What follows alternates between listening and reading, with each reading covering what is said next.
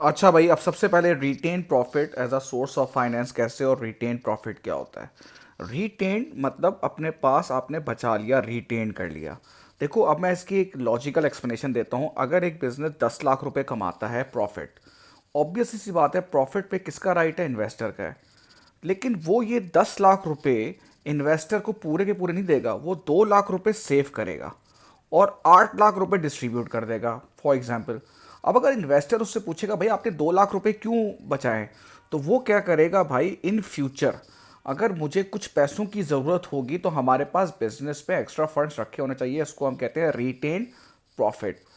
अब next year उसको कोई मशीन चाहिए थी, उस मशीन की कॉस्ट थी 1 लाख।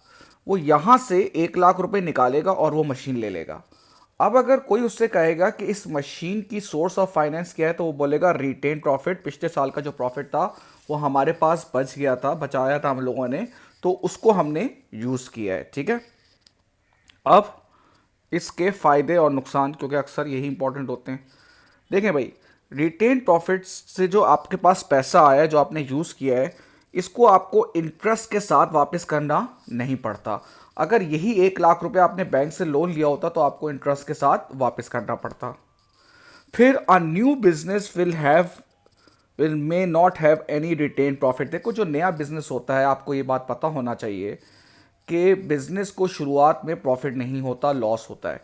तो इसका मतलब है शुरू अर्ली एज में, अर्ली स्टेजेस में नए बिजनेस के पास ये सोर्स ऑफ फाइनेंस अवेलेबल नहीं होगी। देखो, अगर केस स्टडी में वो मेंशन कर देता है कि they have recently started a business, they are looking for source of finance for this this this and which source of finance do you recommend them. और अगर वहां पर अगर आप ये मेंशन कर देंगे रिटेन प्रॉफिट, तो आपका पूरा सवाल गलत हो जाएगा, क्योंकि नए बिजनेस के पास ये सोर्स ऑफ फाइनेंस अवेलेबल नहीं होता। Keeping profit in the business reduces payment to owner. देखो, 10 लाख में से आपने 2 लाख रिटेन किया।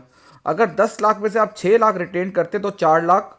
जितना ज्यादा आप रिटेन करोगे उतना ज्यादा इन्वेस्टर को प्रॉफिट कम मिलेगा और इन्वेस्टर इस बात से खुश नहीं होगा। Now might not have sufficient retained profit. अब देखो, 10 लाख में से आपने 2 लाख सेव किया था ना, ये रिटेन प्रॉफिट आपके पास रखा हुआ है। Now you want to open another branch and that another branch cost, जो उसका एक्सपेंडिचर है वो है 70 लाख रुपीज। अब क्या ये 2 लाख रुपए सफिशियंट होगा? नहीं।